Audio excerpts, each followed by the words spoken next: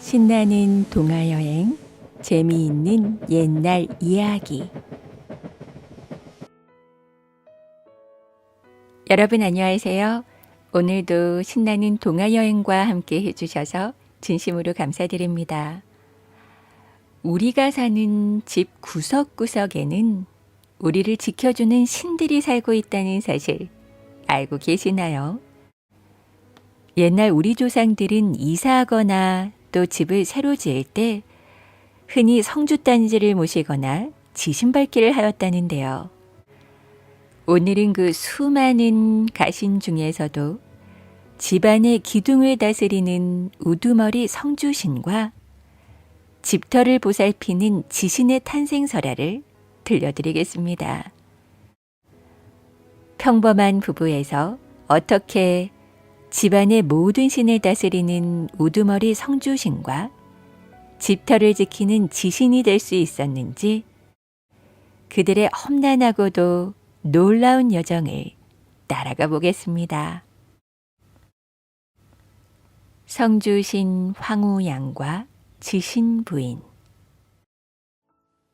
옛날 아주 먼 옛날 하늘 세상 천하궁에는 천대 목신이 살았고 땅 세상 지하궁에는 지탈 부인이 살았어요.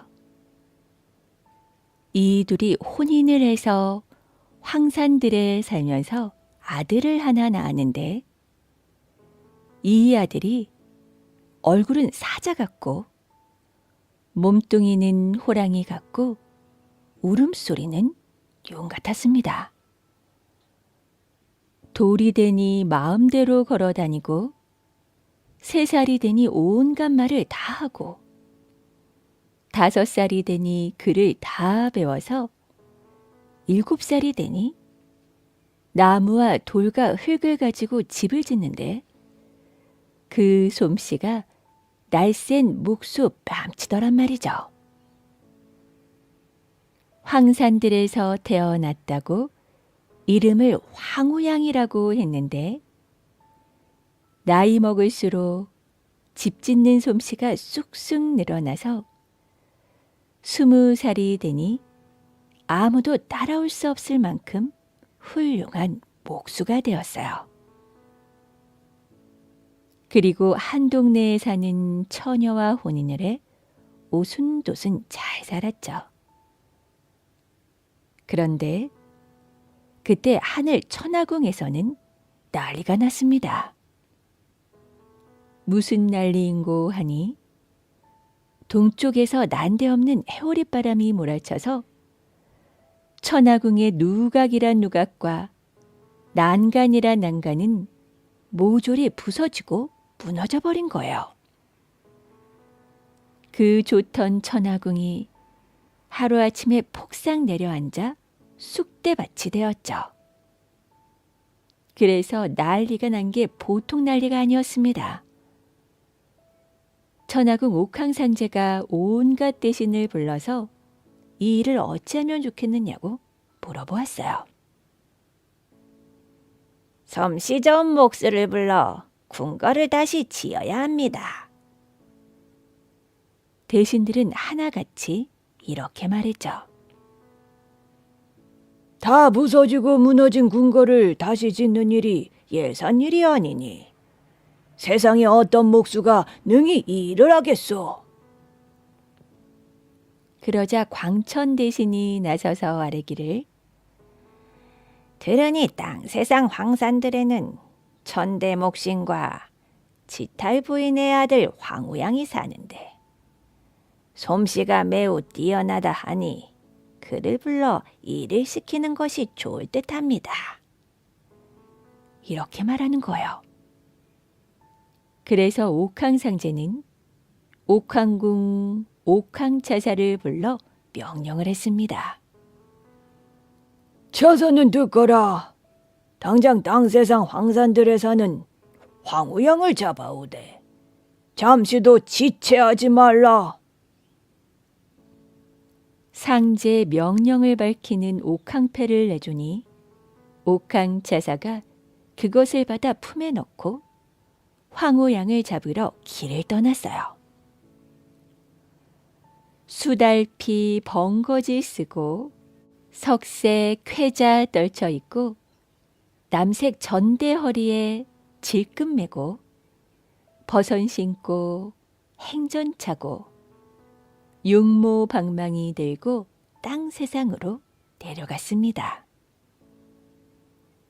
황산들에 이르러 황후양의 집으로 썩 들어서니 온갖 신앙이 나와서 문을 막아서는 거예요.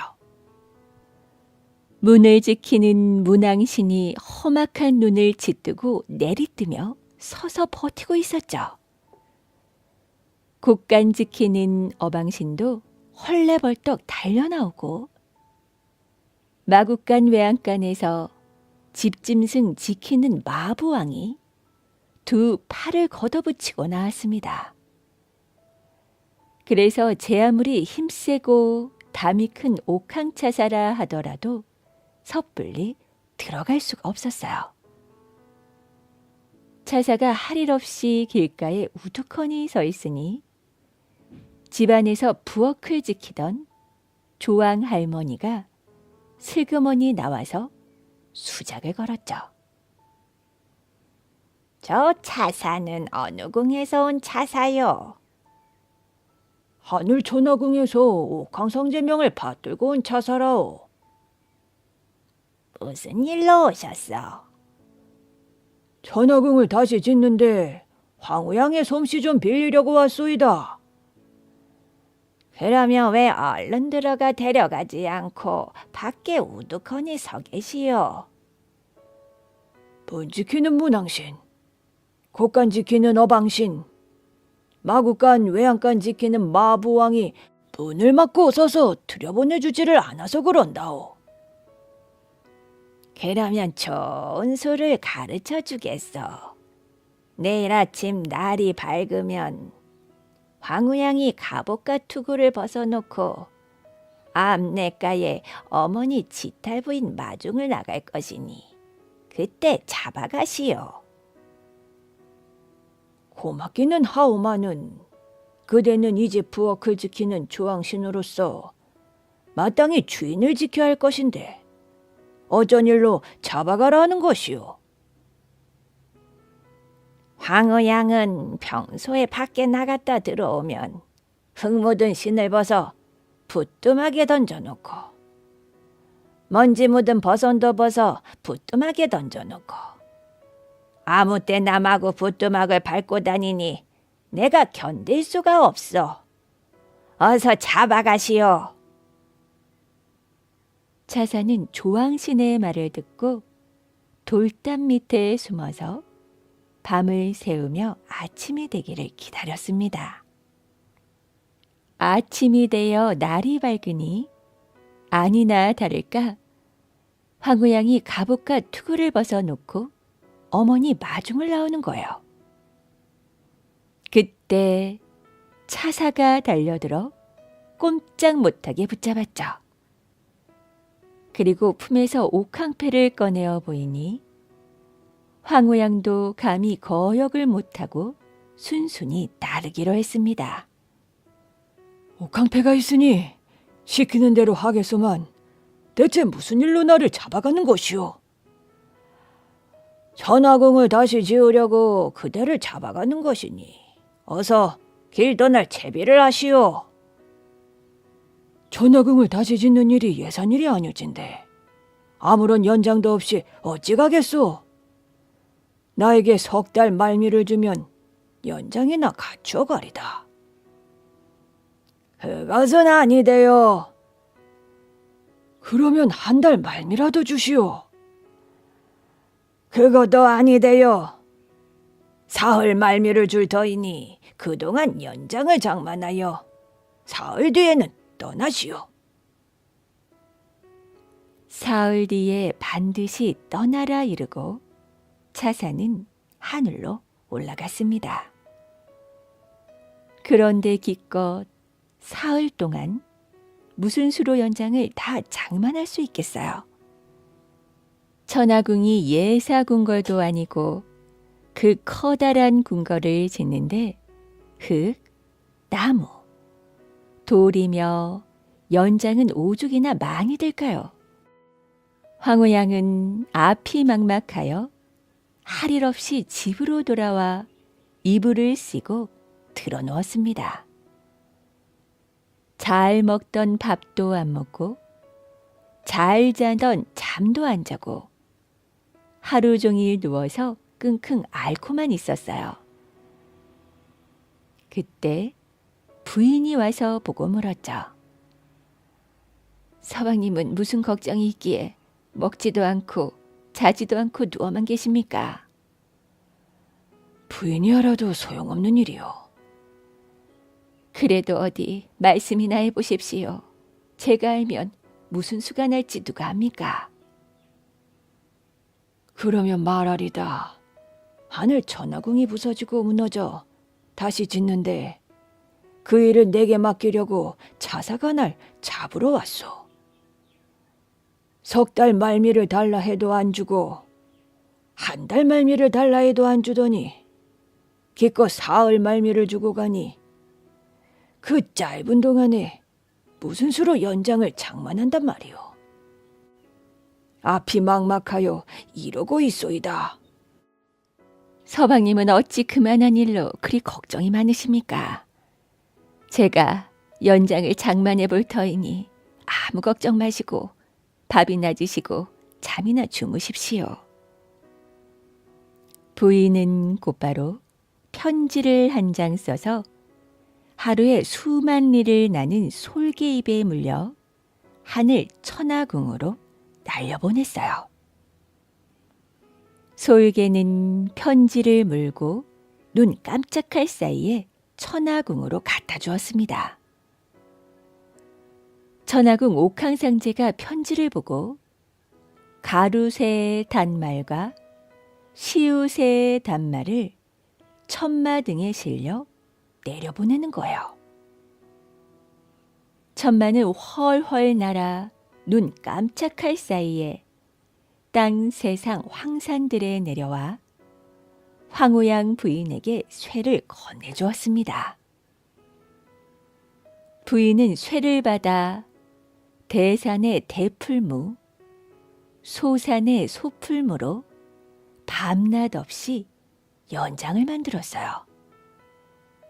큰 도끼, 작은 도끼, 큰 자귀, 작은 자귀, 큰 톱, 작은 톱, 큰 집게, 작은 집게에 대패, 끌, 줄, 먹통, 물풀의 나무로 만든 먹자, 가지가지 연장을 하룻밤, 하루낮에 다 만들었습니다.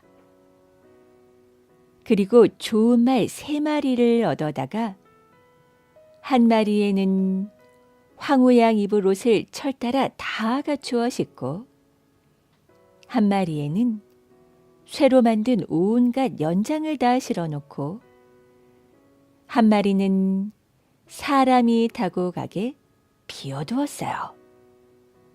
그리고 이렇게 말했죠. 서방님, 갈 길이 바쁘니 어서 떠나시지요. 황후양은 부인이 준비한 연장을 보고 깜짝 놀랐습니다. 부인, 정말 수고 많았어. 내 잘 다녀오리다. 황후양이 말을 타고 막 떠나려고 하는데 부인이 말고삐를 잡고 눈물을 흘리면서 신신당부를 하는 거예요. 서방님, 부디 내 말을 잘 들으십시오. 가는 도중에 누가 무슨 말을 하더라도 대꾸를 하지 마십시오. 만일 대꾸를 하게 되면 우리는 다시 못 만날지도 모르니 부디 조심하십시오. 알았소. 내 부인 말대로 하리다.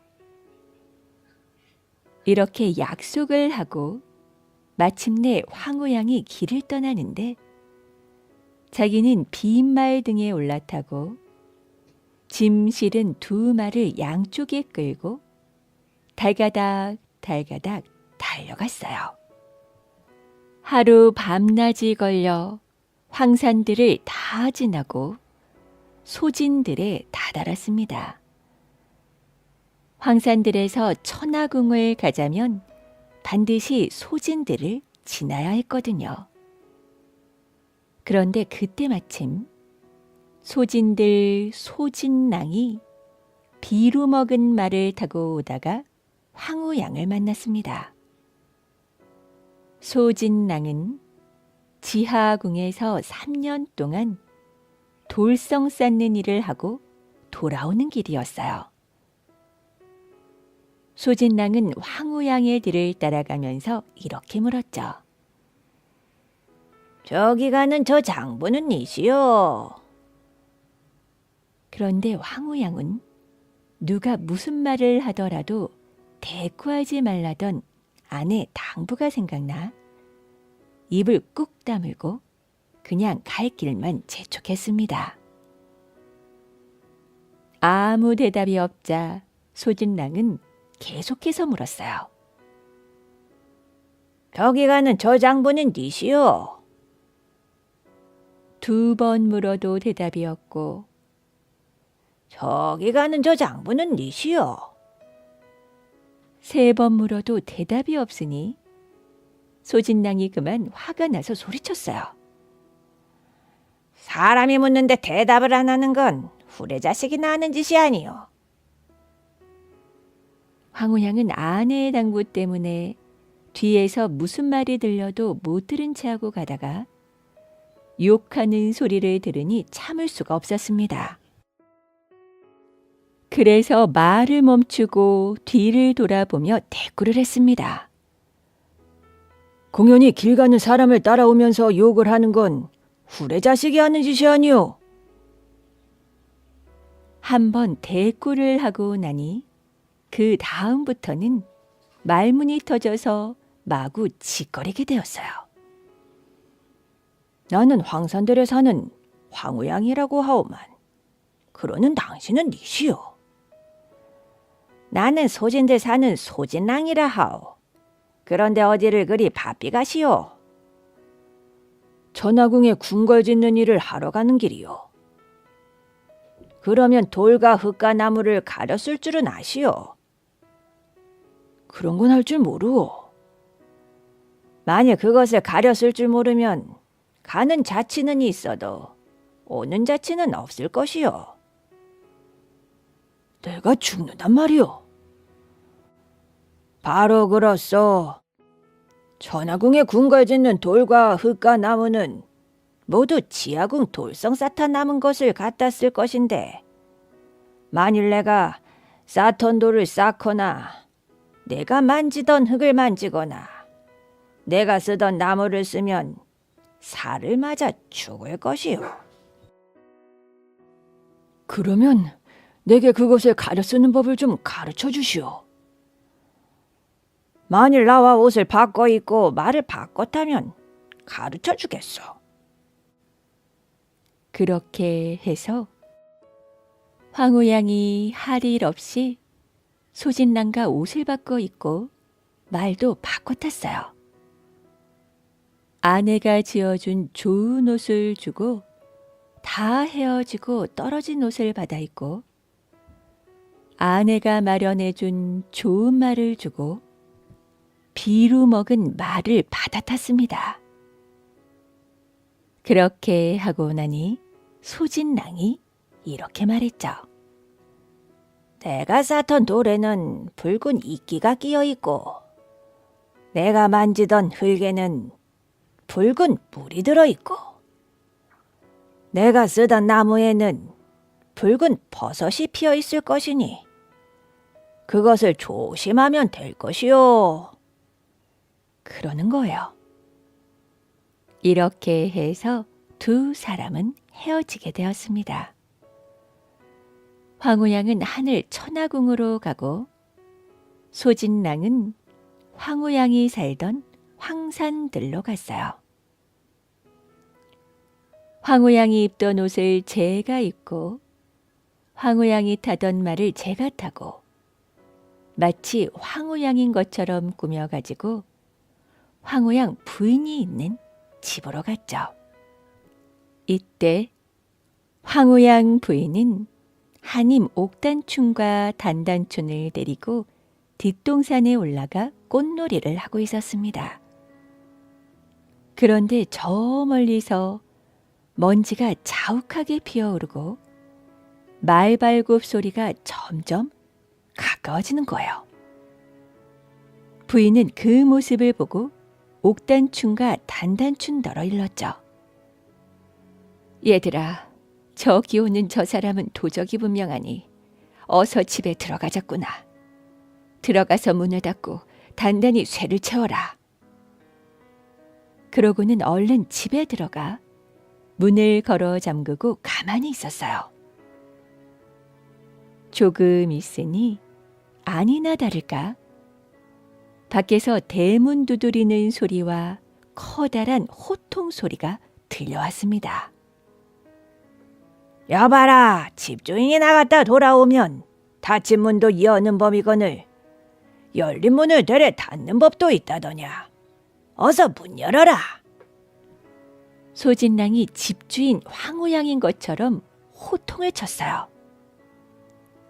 우리 낭군은 천하궁에 궁궐 지으러 엊그제 집을 나갔는데 벌써 돌아올 리 없소이다. 거짓말 말고 어서 돌아가시오. 부인이 속지 않으니 소진랑은 입고 있던 적삼을 벗어 담 안으로 던져 넣었어요. 황후양과 바꾸어 입은 적삼이니 영락없는 집주인 것이었죠. 이것 보아라. 이것이 내 옷일진데 이래도 믿지 않을 것이냐. 어서 문 열어라. 부인이 적삼을 받아들고 이리저리 살피다가 냄새도 맡아보다 도로 담 밖으로 던지며 이렇게 말했습니다. 내 손으로 만든 적삼이요. 우리 낭군이 입고 간 적삼이 분명하나 땀 냄새가 우리 낭군의 것이 아니니 훔치거나 빼앗은 옷이 틀림없소. 어서 돌아가시오. 이렇게 말했죠. 소진랑은 그 말을 듣고 생각하기를 부인의 지혜가 뛰어나 도저히 속일 수 없으니 우격다짐으로 문을 열고 들어갈 수밖에 없다고 생각했어요. 그렇게 해서 달려들어 새를 칼로 내리쳐 부수고 문을 열려 했습니다.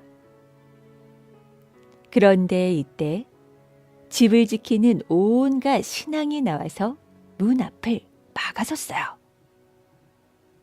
문 지키는 문왕신도 나오고 곳간 지키는 어방신도 나오고 마국간, 외양간 지키는 마부양도 나와 지키니 제 아무리 힘세고 담이 큰 소진랑도 함부로 새와 문을 부수고 들어갈 수가 없었습니다.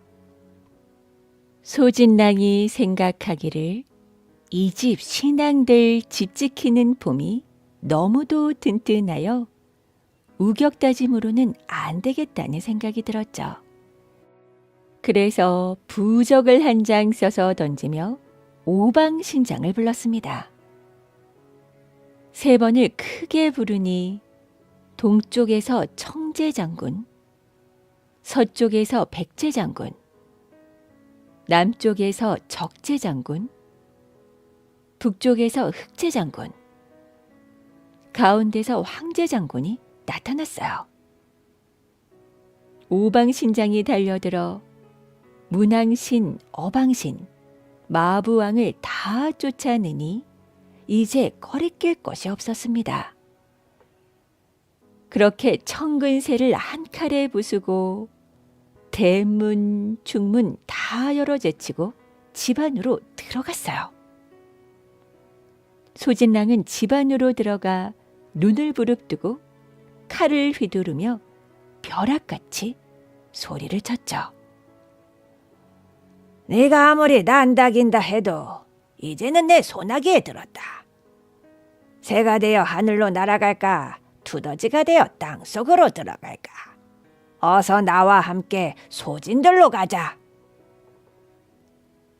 황우양 부인이 가만히 생각을 해보니 이제 꼼짝없이 그물에 걸린 물고기 신세요. 덫에 걸린 산짐승 신세였습니다. 발버둥을 쳐도 소용이 없을 것 같았어요. 그래서 일부러 낯빛을 바꾸고 부드럽게 말했죠. 안 그래도 시집살이가 너무 힘들던 차에 잘 되었소. 그대를 따라갈 터이나 마침 오늘이 돌아가신 시아버지 제삿날이니 그 제사나 치른 다음 날이 밝거든 떠납시다. 그렇게 말하자 소진랑도 그 말을 옳게 여겨 하룻밤 말미를 주었습니다. 부인은 그 사이에 명주 속적삼 솜의 한 자락을 뜯어낸 다음 가운데 손가락을 깨물어 붉은 피를 내서 글자를 쓰기 시작했어요. 서방님, 만약 죽어서 오시거든 황천길에서 만나보고 살아서 오시거든 소진들에서 만납시다. 이렇게 써서 몰래 주춧돌 밑에 묻어두었어요. 그러고 나서 날이 밝으니 소진들로 떠나는데 이때 소진랑은 황우양 집에 있는 온갖 세간 재물을 다 빼앗아 말에 싣고 떠났습니다. 방에서는 장롱, 문갑, 이불, 옷까지, 부엌에서는 은그릇, 녹그릇, 솥단지, 밥상, 마당에서는 간장독, 된장독, 절구, 맷돌, 헛간에서는 벼섬, 보리섬, 쟁기, 썰에, 외양간의 소와 마구간의 말까지 하나도 남기지 않고 몽땅 가지고 가버렸어요. 소진들에 가서 소진양이 황우양 부인을 아내로 맞으려 하니 부인이 또 한 번 꾀를 내었죠. 소진랑은 내 말 좀 들어보시오. 이곳으로 와서 점괘를 뽑아보니 내 몸에 7 귀신이 붙어 있어. 만약 지금 그대와 혼이 나면 7 귀신이 시샘하여 우리 둘 다 몸뚱이가 7 조각으로 나뉘어 죽을 것이오. 그러면 어떻게 하면 좋겠는가? 귀신이 물러가게 액땜을 하여야겠소. 액땜은 어떻게 하는가? 개똥밭에 땅굴을 파고 3년 동안 그 안에 살면서 구매밥을 먹고 나면 자연히 귀신도 물러갈 것이요. 그렇게 액을 떼운 뒤에 우리 둘이 100년해로 합시다. 소진랑은 그 말을 믿고 할 일 없이 허락을 했어요. 그래서 개똥밭에 땅굴을 파줬죠. 황우양 부인은 그 안에 들어가 살면서 날마다 작은 구멍으로 넣어주는 구매밥을 얻어먹으며 세월을 보냈습니다. 3년만 견디면 황우양이 돌아와 자기를 구해주겠거니 하고 믿으면서 말이에요. 한편 황우양은 하늘에 올라가서 천하궁을 짓는데 3달 열흘 동안 명산을 찾아다니며 나무를 베어 다듬어 상기둥, 중기둥, 대들보, 석가래를 만들고 또 3달 열흘 동안 털을 다져 쇠처럼 단단하게 한 뒤에 금주추, 은주추를 놓아 기둥을 세우고 그 위에 대들보를 올려 궁궐을 한 채 한 채 지어나갔어요. 그러다 하루는 고된 일을 마치고 잠깐 잠을 자는데 꿈속에 머리에 쓴 가시 달아 거중만 남아 베고 몸에 입은 등걸이 달아 긴만 남아 베고 발에 신은 나막신이 달아 굽만 남아 베는 거예요. 깜짝 놀라 깨어보니 꿈이라 마음이 뒤숭생숭해서 점이라도 쳐볼까 하고 점쟁이를 찾았습니다. 마침 십리 밖에 용한 점쟁이가 있다 하여 그 점쟁이를 찾아가 점괘를 뽑아달라고 했어요. 점쟁이가 개다리 소반 내놓고 산통을 흔들면서 경을 외다가 산가지를 덜컥 쏟아내니 산가지가 안반 위에 콩 튀듯이 뿔뿔이 흩어졌죠. 다시 한번 쏟아내니 웅덩이에 물 고이듯 소복이 모여드는 거예요. 점쟁이는 산통을 내던지며 단식을 했습니다. 도저히 이 점은 못 보겠어. 흉계든 개계든 알자고 보는 점이니 보이는 대로 알려주고 아는 대로 말해주시오. 혹시 머리에 쓴 가시 달아 거중만 남아배는 꿈을 꾸지 않았소이까? 바로 그런 꿈을 꾸었지요. 혹시 몸에 입은 등걸이 달아 긴만 남아배는 꿈을 꾸지 않았소? 바로 그런 꿈을 꾸었지요. 혹시 발에 신는 나막신이 달아 굽만 남아배는 꿈을 꾸지 않았소? 바로 그런 꿈을 꾸었습니다. 살던 집은 허물어져 쑥대밭이 되고 부인은 남의 집에 가서 살며 세간 재물은 남김없이 도둑 맞을게요. 황우양이 점쟁이 집을 나와 생각해보니 참 기가 막힐 노릇이었어요. 한시바삐 집으로 가고 싶었지만 천하궁 짓는 일을 하다 말고 갈 수는 없었죠. 그래서 그날부터 밤낮 없이 일을 하는데 1년 할 일을 한 달에 하고 한 달 할 일을 하루에 하고 이렇게 바삐바삐 일을 하여 석 달 뒤에는 그 넓고 많은 천하궁 궁궐을 다 지을 수 있었습니다. 그렇게 일을 다 마치고 황우양이 부랴부랴 땅 세상 황산들로 내려갔어요. 그렇게 집을 찾으니 이게 무슨 변일까요? 집터는 쑥대밭이 되어 주추 기둥만 남아있고 꽃 피던 들에는 자풀만 무성하고 마당가 우물에는 푸른 이끼만 끼어 있었습니다. 황우양이 기가 막혀 하늘을 보고 단식하다 그렇게 지쳐 주춧돌을 베고 누워 잠깐 잠이 들었어요. 그런데 잠결에 까욱까욱 하는 소리가 들려 잠을 깨어보니 난데없는 까마귀 떼가 주춧돌 밑을 부리로 쪼며 까욱까욱 울고 있는 거예요. 주춧돌 밑을 쪼며 우는 것은 저곳을 바보란 뜻이렸다. 황우양이 기운을 차리고 주춧돌 밑을 봐보니 아닌 게 아니라 거기에 명주 속적삼 소매 한 자락이 묻혀 있었습니다. 조심조심 펴보니 붉은 피로 글자가 쓰여 있었죠. 서방님, 만약 죽어서 오시거든 황천길에서 만나보고 살아서 오시거든 소진들에서 만납시다. 이렇게 쓰여 있는 거예요.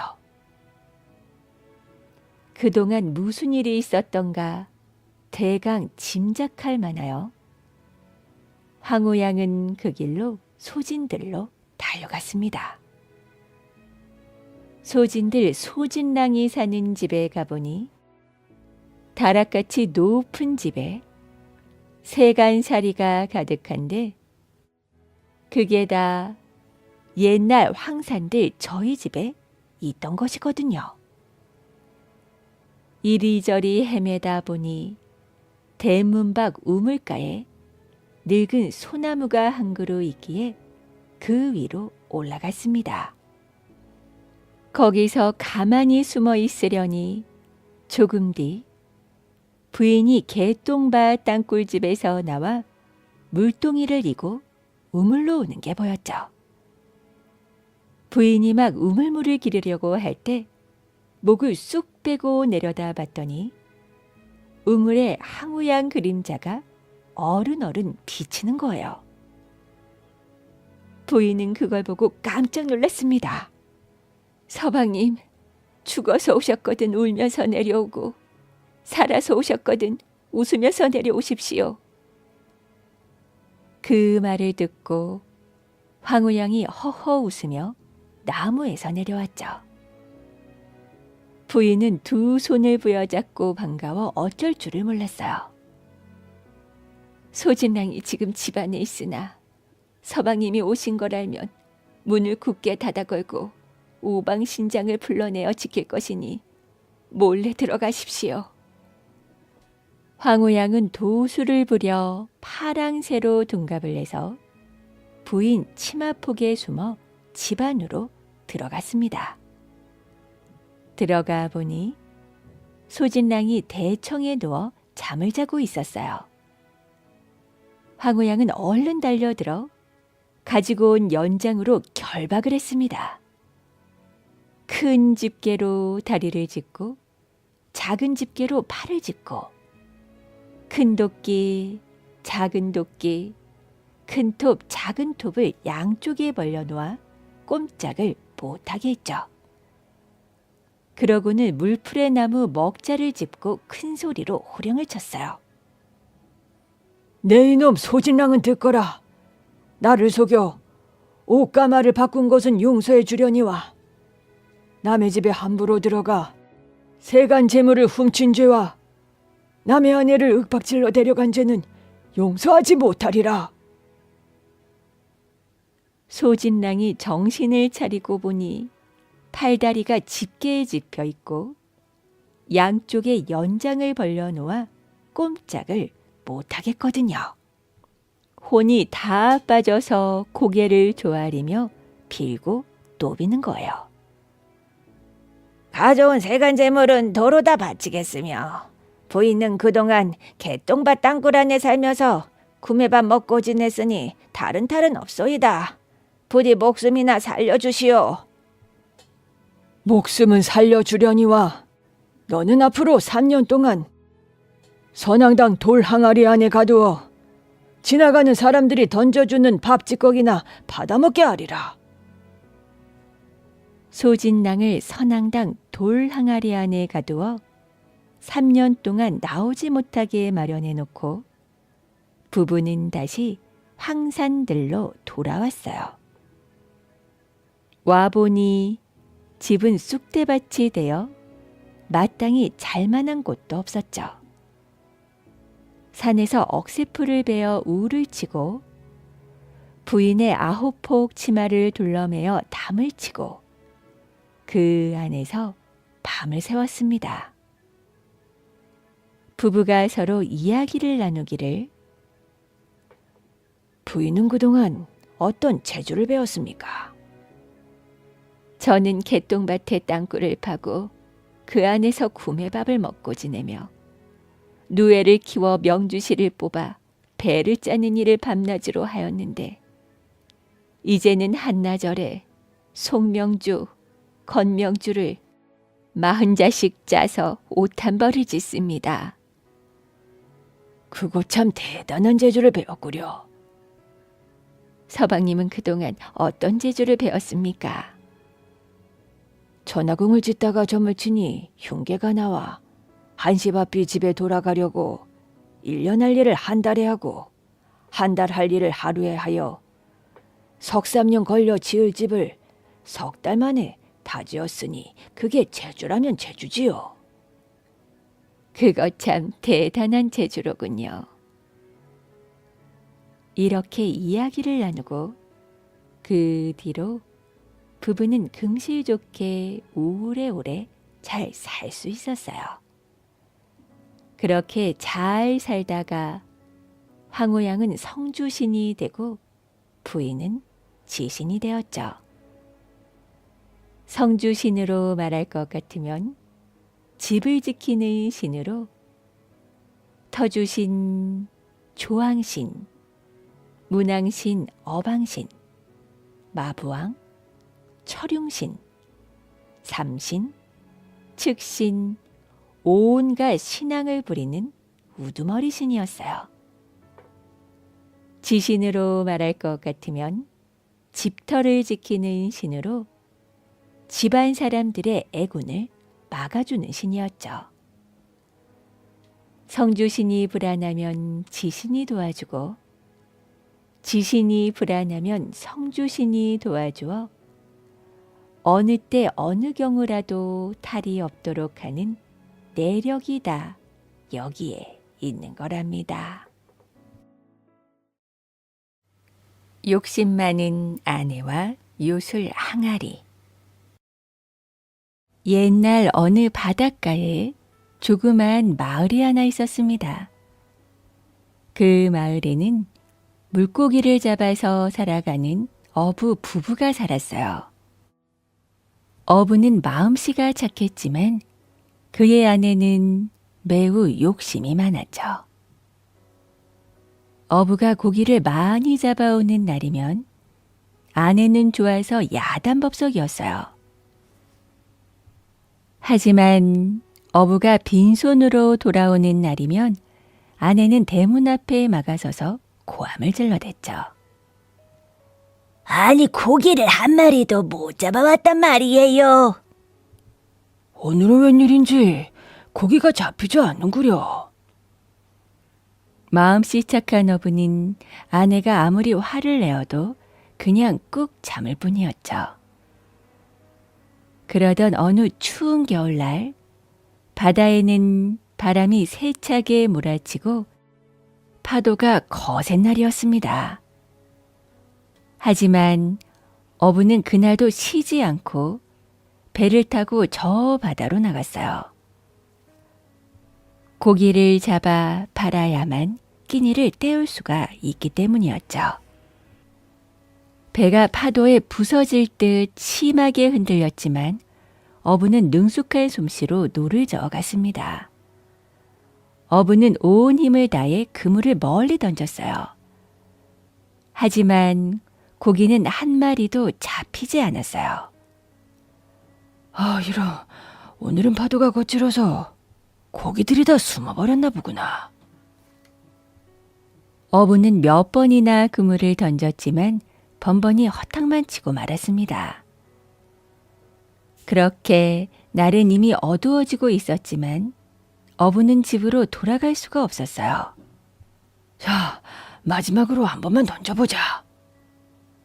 어부는 다시 바다에 그물을 던졌어요. 고기가 잡히기만 기다리며 그물이 던져진 바다 위를 하염없이 바라보았죠. 잠시 후 그물을 잡아당기던 어부는 또 실망을 했습니다. 그물이 아주 가벼웠으니까요. 이번에도 역시 한 마리 또 안 잡혔나 보군. 어부는 답답한 마음으로 그물을 들어올렸어요. 아내가 야단치는 소리가 귓가에 들리는 것 같았습니다. 그렇게 그물이 다 올라왔을 때 어부는 눈을 동그랗게 떴어요. 그물 밑바닥에 항아리 하나가 들어있었기 때문이었습니다. 아니, 웬 항아리일까? 어부는 그물 속에서 항아리를 꺼내어 그 속을 들여다보았어요. 항아리 속에는 바닷물이 조금 들어있을 뿐 아무것도 들어있지 않았죠. 그래, 항아리라도 들고 가면 아내가 좋아할지도 모르겠군. 어부는 항아리를 조심스럽게 들고 집으로 돌아갔습니다. 한편 아내는 어부가 돌아오기만을 기다리며 대문 밖에 서 있었어요. 하지만 어부의 비어있는 바구니를 보고 금세 얼굴을 찡그렸죠. 아니 이번에도 빈 바구니요. 도대체 오늘이 며칠째요? 아니야. 이번엔 항아리를 가지고 왔네. 어부는 얼른 손에 있는 항아리를 아내에게 보여주었습니다. 이게 무슨 항아리요? 아내가 궁금한 듯 물었죠. 그물에 걸려서 올라온 거라오. 아내는 항아리를 이리저리 살펴보았어요. 아이고, 아무 소용도 없는 지저분한 항아리, 당장 바깥에 내다 버리세요. 아내의 호통에 풀이 죽은 어부가 항아리를 들고 밖으로 나가는데 이상하게도 항아리 속에서 모락모락 연기가 피어오르는 거예요. 에? 항아리 속에서 연기가 올라오네. 아니, 연기라고요? 혹시 이 항아리가 요술 항아리가 아닐까? 무슨 소리예요? 이리 줘봐요.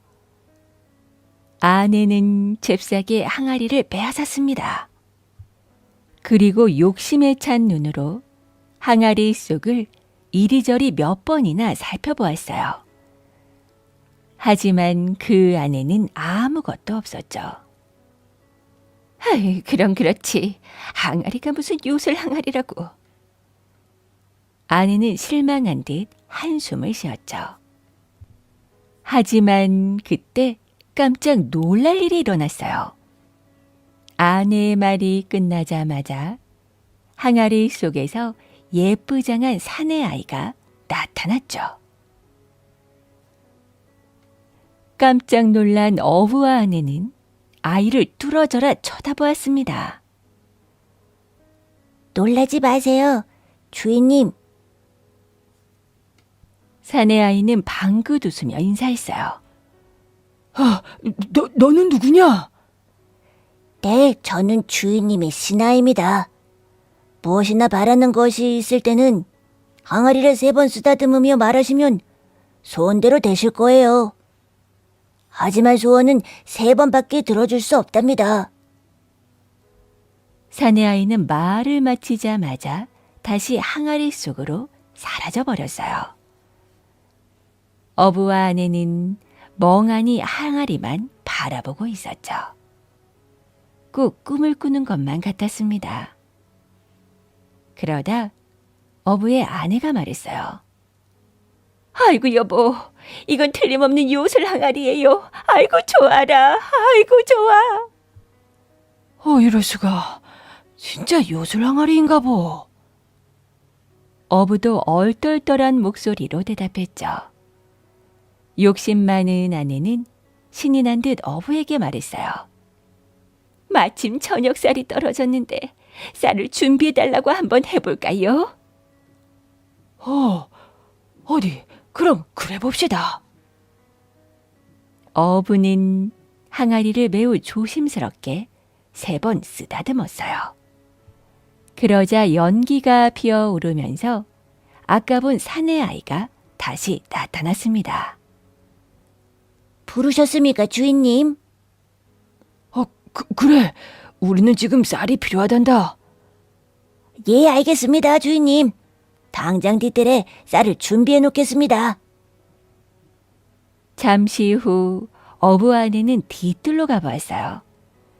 그러자 정말 뒤뜰에 쌀가마니가 산더미처럼 가득 쌓여있는 게 아니겠어요.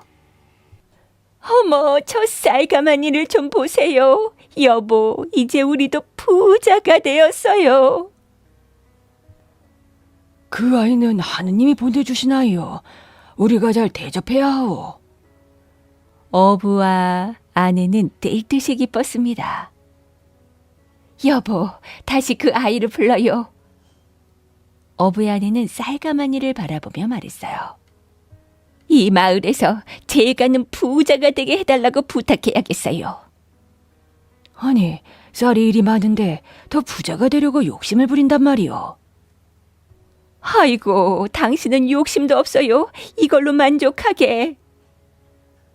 어부는 아내를 말렸지만 아내는 막무가내였습니다. 아내는 어부가 말을 들어주지 않자 항아리를 빼앗아 자기 손으로 3번을 다듬었어요.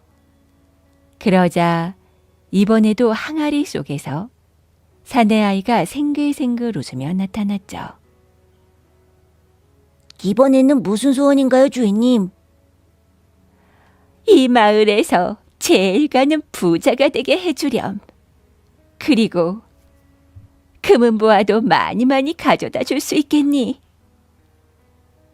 사내아이가 말을 마치기도 전에 아내는 소원을 말했습니다. 예, 물론이죠. 내일 아침이면 원하시는 대로 될 것입니다. 그런데 주인님, 이제는 마지막 한 번의 소원만 남았습니다.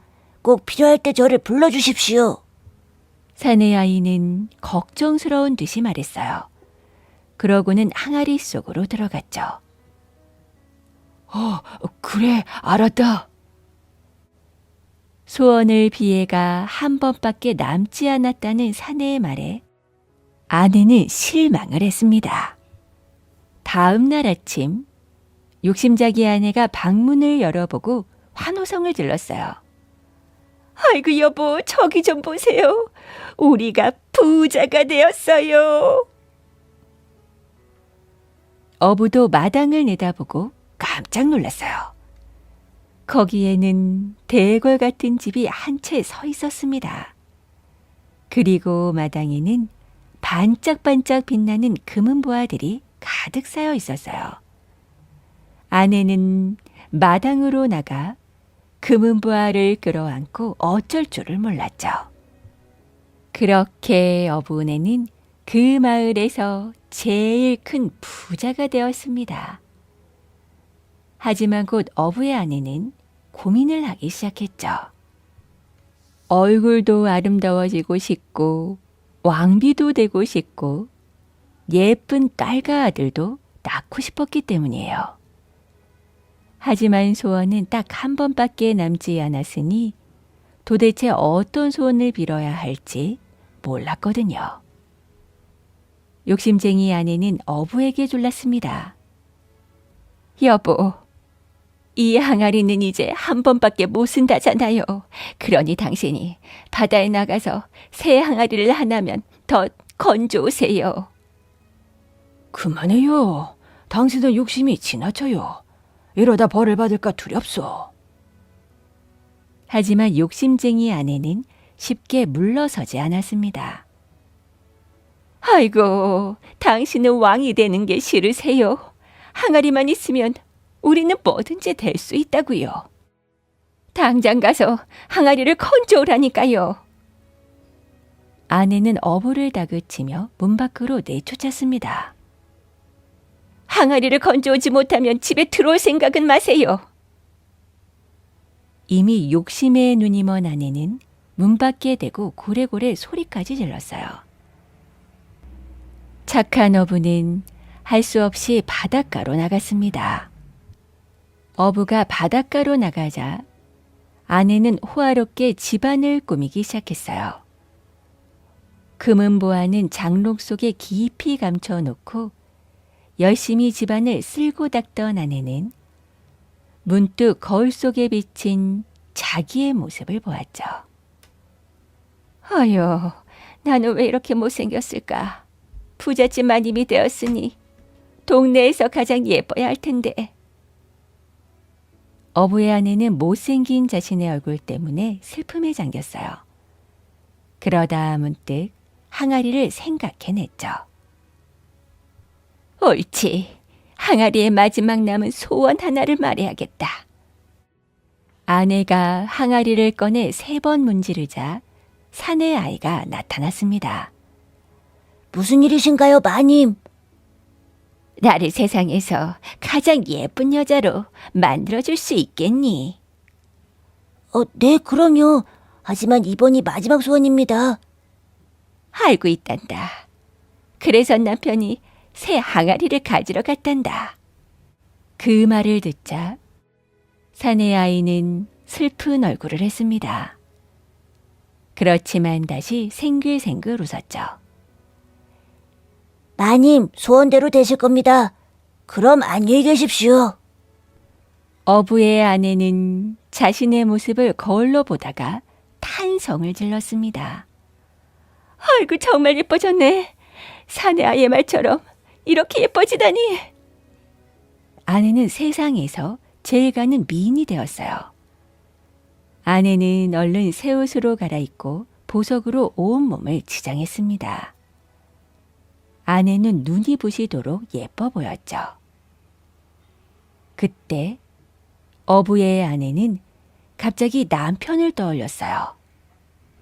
그러자 남편이 못생기고 시시하게 느껴졌죠.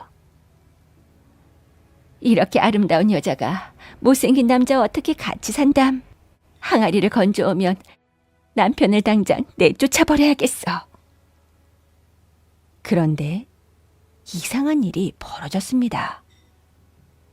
어부의 아내가 마음씨 착한 어부를 내쫓아버리겠다고 생각하는 순간 으리으리한 집이 사라져버렸어요. 그리고 아내의 예쁜 얼굴도 다시 전처럼 미운 얼굴로 돌아가 버리고 말았어요. 아이고, 내 보석! 아이고, 내 얼굴! 아내는 땅바닥에 주저앉아 엉엉 울었습니다. 아이고, 내가 너무 욕심을 부렸나? 어부의 아내는 그제서야 모든 것을 뉘우쳤지만 이미 때는 늦고 말았습니다. 한편 어부는 그런 줄도 모르고 바다에 나가 열심히 그물을 던졌어요. 하지만 항아리는 걸리지 않고 번번이 빈 그물만 올라왔죠. 어부는 집으로 돌아가고 싶었지만 아내가 화를 낼까봐 무서웠습니다. 어부는 힘없이 그물을 다시 던졌어요. 하지만 역시 허탕이었죠. 그런데 그때 갑자기 배가 기우뚱하면서 엎어질 것만 같은 파도가 일었어요. 그런데 물거품을 뚫고 웬 거북이가 나타났죠. 주인님, 어서 제 등에 올라타십시오. 너는 누구냐? 저는 용왕님의 신하입니다. 용왕님께서 착한 어부님을 모셔오라고 하셨습니다. 어부는 고개를 갸우뚱거리며 거북이 등에 올라탔어요. 거북이는 어부를 등에 태우고 물속으로 헤엄쳐 들어갔죠. 얼마쯤 헤엄쳐 가자 으리으리한 궁전이 나타나더니 아름다운 음악 소리가 들려왔습니다. 이곳이 바로 용왕님이 사시는 용궁이었어요. 와, 굉장하구나. 어부는 용궁 안을 두리번 살펴보았어요. 얼마 뒤 거북이는 화려한 공실에 어부를 내려놓았습니다. 어서 오시오, 착한 어부. 어부는 용왕을 보고 깜짝 놀라 용왕님 앞에 쭉 엎드려 절을 했어요. 용왕은 흐뭇한 얼굴을 하고 어부에게 말했습니다. 요술 항아리는 바로 내가 보낸 것이라. 용왕님께서요. 정말 고맙습니다. 어부는 얼른 고개를 숙였죠. 하지만 이제는 고마울 것이 없네. 예, 그게 무슨 말씀이신지요? 그대의 아내가 너무 욕심을 부려 모든 것이 연기처럼 사라져버렸노라. 어부는 가슴이 철렁 내려앉았어요. 하지만 그대는 너무 염려하지 말아라. 이제는 용궁에서 마음에 맞는 배필을 맞아 행복하게 잘 살도록 하여라.